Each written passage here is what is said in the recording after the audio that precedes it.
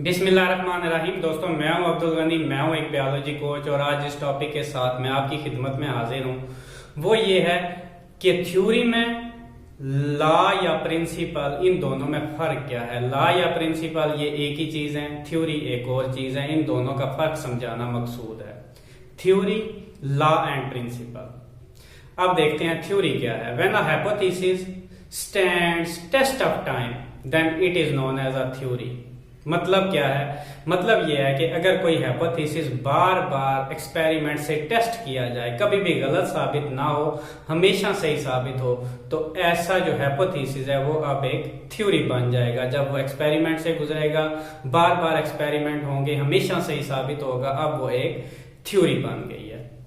Wording दोबारा से बता रहा हूं। The hypothesis that stand the test of time is known as a theory. Test of time का मतलब क्या है कि बार बार टेस्ट किया गया। स्टैंड का मतलब क्या है कि वो सही साबित हुआ। Stand test of time, tested many time and proved correct all the times, then it is known as a theory. उसके बाद हम चलते हैं लॉ या प्रिंसिपल। ये क्या होता है?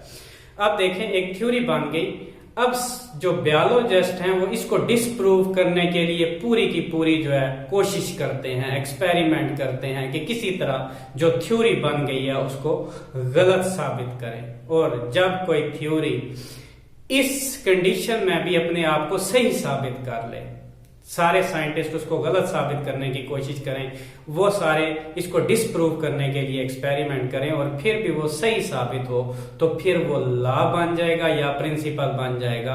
और एक लॉ या प्रिंसिपल जो होता है वो एक ट्रुथ होती है, वो कभी भी गलत नहीं होती।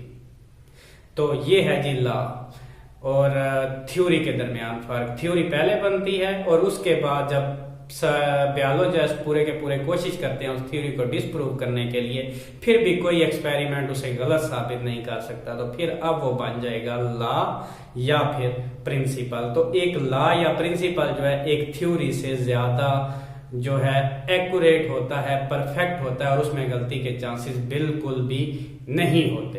तो ये था डिफरेंस एक थ्योरी का, लॉ या प्रिंसिपल का। ये हमारा आज का टॉपिक था। बाकी हम देखेंगे नेक्स्ट लेक्चर के साथ। आज के लिए इतना ही।